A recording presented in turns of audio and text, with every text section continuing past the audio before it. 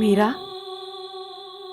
Light off ಮಾಡು ಶಾಂತಮ್ಮ, ಕಣ್ಣು ಚುಚ್ಚುತ್ತೆ. ಬೇಡಮ್ಮ ಮೀರಾ, ಇಷ್ಟು ದಿನ ನೀನು ಕತ್ಲಲ್ಲಿ ಇದ್ದಿದ್ದು ಸಾಕು. ನೀನು ಬಾಳಲ್ಲಿ ಬೆಳಕು ಬರಲಿ ಅಂತಾನೆ ನಾನು ಆ ದೇವರಲ್ಲಿ ಬೇಡ್ಕೊಂಡಿದ್ದು. ಆದ್ರೆ ಆ ದೇವರಿಗೆ ನನ್ನ ಕೂಗು, ನಿನ್ನ ದುಃಖ ಎರಡೂ ಕೇಳಿಸ್ಲಿಲ್ಲ.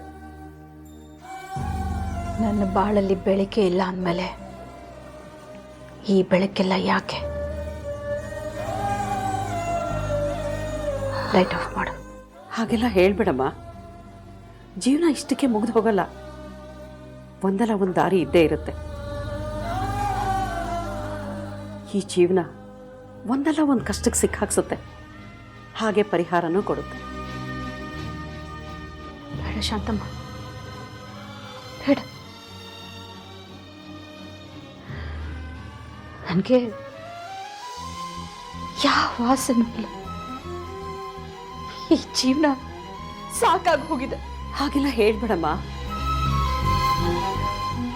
ಆ ದೇವರು ಒಂದಲ್ಲ ಒಂದಿನ ಒಳ್ಳೇದು ಮಾಡೇ ಮಾಡ್ತಾನೆ. ದೇವ್ರು? ಯಾವ ದೇವ್ರು?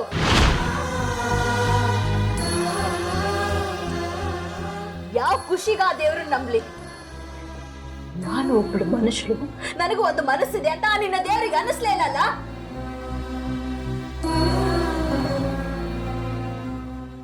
ನಾನ್ ತಪ್ಪು ಮಾಡ್ದೆ ನಿಜ, ಆದ್ರೆ ತಿದ್ಕೊಳ್ಳೋದಕ್ಕೆ ಒಂದೇ ಒಂದು ಅವಕಾಶನೂ ಕೊಡ್ಲಿಲ್ಲ. ಹೋಗ್ಲಿ ಅಂತ ಆ ಅವಕಾಶನ ನಾನೇ ತಗೊಂಡು ತಿದ್ಕೊಳ್ಳೋದಕ್ಕೆ ಹೋದ್ರೆ ಅದನ್ನು ಸಹಿಸ್ಕೋತಾ ಇಲ್ಲ ಆ ನಿನ್ನ ದೇವ್ರು.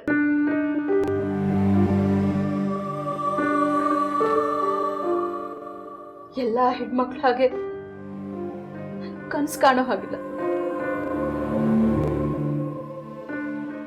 ನನಗೆ ನನ್ನದೇ ಆದ ಜೀವನ ಇಲ್ಲ, ನನ್ನವರು ಅಂತ ಯಾರು ಇಲ್ಲ.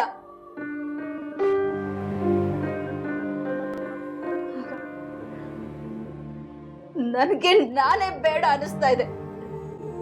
ಹಾಗೆಲ್ಲ ಹೇಳ್ಬೇಡ ಮಗಳೇ. ಬೇಡ, ನನಗೇನು ಹೇಳ್ಬೇಡ. ನನ್ನ ಪಾಡಿಗೆ ನನ್ನನ್ನ ಬಿಟ್ಬಿಡು ಪ್ಲೀಸ್. ನಿನ್ನ ಕೈ ಮುಗಿತೀನಿ. ಲೈಟ್ ಆಫ್ ಮಾಡು, ಲೈಟ್ ಆಫ್ ಮಾಡು.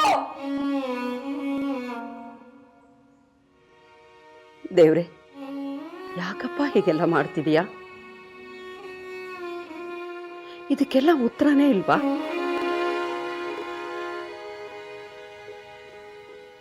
ಯಾವಾಗ ಯಾವ ರೀತಿ ಇದನ್ನೆಲ್ಲ ಸರಿ ಮಾಡ್ತೀಯೋ?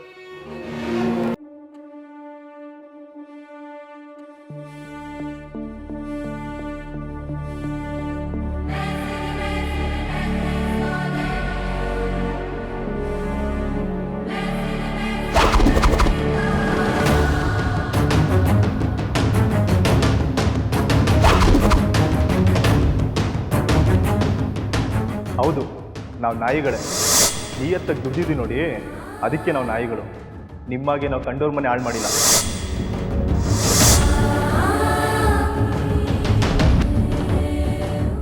ನಾವು ಈ ಆಫೀಸಲ್ಲಿ ಕೆಲಸ ಮಾಡ್ತಿದ್ದೀವಿ ಅಂತ ಸುಮ್ಮನಿದ್ವಿ. ಆದರೆ ನೀವು ನೋಡಿದ್ರೆ ನಮ್ಮ ರಾಘವ್ ಸರ್ ಕಟ್ಟಿದ್ದ ಆಫೀಸ್ನೇ ಅವ್ರ ಕೈಯಿಂದ ಕಿತ್ಕೊಂಡ್ರಿ.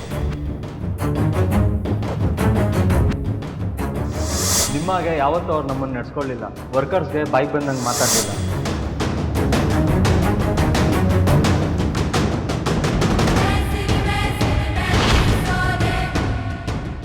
ರಾಣಿಯ ಹಾಗಿದ್ದೆ, ಆದ್ರೆ ಈಗ ಎಲ್ಲ ಮುಗ್ದು ಹೋಯ್ತು ಅನಿಸ್ತಾ ಇದೆ.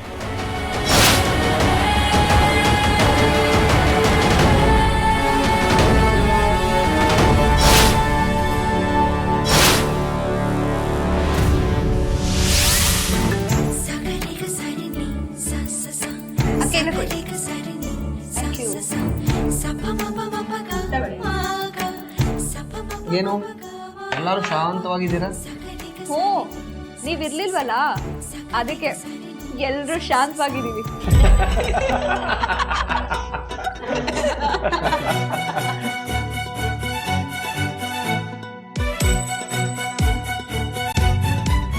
ಅಂದ್ರೆ ನಾನು ತಿಳಿ ನೀರಲ್ಲಿ ಕಲ್ಬಿದ್ದಾಗ?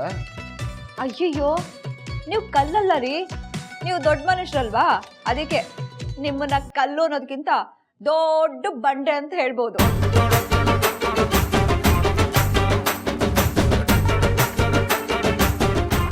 ಅನ್ನು ಈ ಬಂಡ ಅಲ್ಲ ಕಣೆ, ನಿನ್ನ ಗಂಡ. ಅಯ್ಯಯ್ಯೋ, ನಾನಿಲ್ರಿ ನಿಮ್ಮನ್ನ ಬಂಡ ದಂಡ ಅಂತ ನೇರವಾಗಿ ಹೇಳ್ದೆ.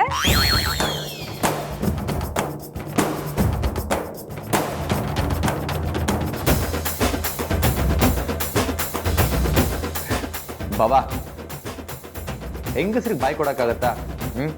ಅವ್ರ ಮಾತಿಗೆ ಮಾತು ಕೊಡಕ್ ಹೋಗ್ತೀಯಲ್ಲ ನೀನು. ಬರೀ ಮಾತೆ ತುಂಬಿರೋ ಜೀವಗಳದು. ಹೌದು ಬಾವ, ಜಡೆ ಸೇರ್ಬಿಟ್ರೆ ತುಂಬಾ ಕಷ್ಟ.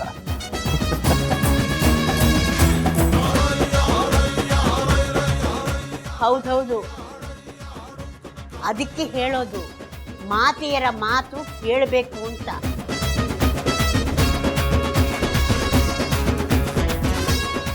ಮಾತೆಯರ ಮಾತು ಕೇಳದೆ ಇದ್ದವರು ಜೀವನದಲ್ಲಿ ಸೋಲ್ತಾರಂತೆ.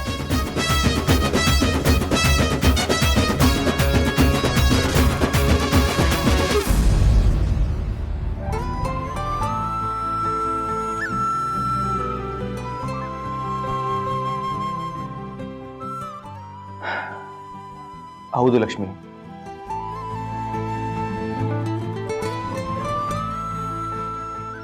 ನಿನ್ನ ಮಾತು ಅಮ್ಮನ ಮಾತು ಕೇಳದೆ ಇದ್ದಿದ್ದಕ್ಕೆ ನಾನು ಸೋತಿದ್ದು.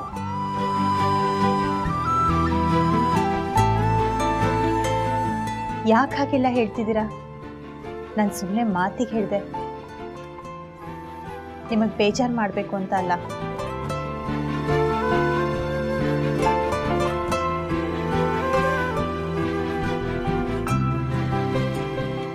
ಯಾಕೆ ಬಾಬಾ ಬೇಜಾರು ಮಾಡ್ಕೋತೀಯ?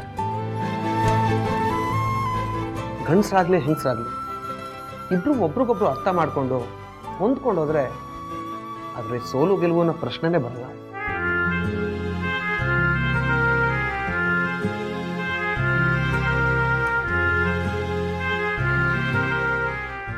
ಹೌದಪ್ಪ,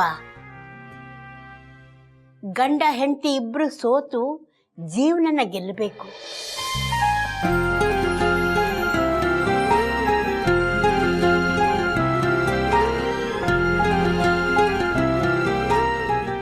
ಅತ್ಯಮ್ಮ, ವಿಷಯ ಹೇಳೋದು ಮರ್ತ್ಬಿಟ್ಟೆ. ಪೂಜೆಗೆ ನಾಡಿದ್ದು ದಿನ ಚೆನ್ನಾಗಿದೆಯಂತೆ, ಅವತ್ತೇ ಪೂಜೆ ಇಟ್ಕೊಳ್ಳೋಣ. ಯಾವ ವಿಘ್ನನೂ ಇಲ್ಲದೆ ಪೂಜೆ ಮುಗಿಸಿದ್ರೆ ನಮ್ಮ ಎಲ್ಲಾ ವಿಘ್ನಗಳು ದೂರ ಆಗುತ್ತೆ ಅಂತ ಜೋಯಿಸ್ ಹೇಳಿದ್ದಾರೆ.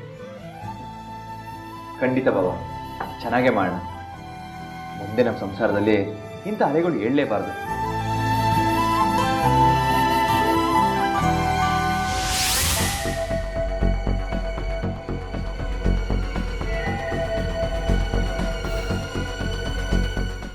ಹಾಲು ಒಡೆದೋಗಿದೆ. ನನಗೇನೋ ಅಪಶಕ್ನ ಅಂತ ಅನಿಸ್ತಾ ಇದೆ. ಅಲ್ಲ ಬಾವ ಮತ್ತೆ ಏನಾದರೂ ಮೀಟ್ ಮಾಡಕ್ಕೆ ಅಂತ?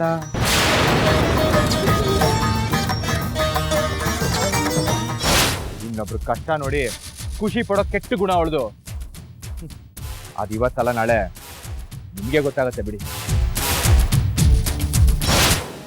ಏನಂದ, ಒಂದೇ ಒಂದು ಅವಕಾಶ ಕೊಡಿ, ಅವನು ತಿದ್ಕೋತಾಳೆ ಅಂತ ಕೇಳ್ಕೊಂಡೆ. ಆದರೂ ಅವನ ಮನಸ್ಸೇ ಕರಗಲಿಲ್ಲಮ್ಮ.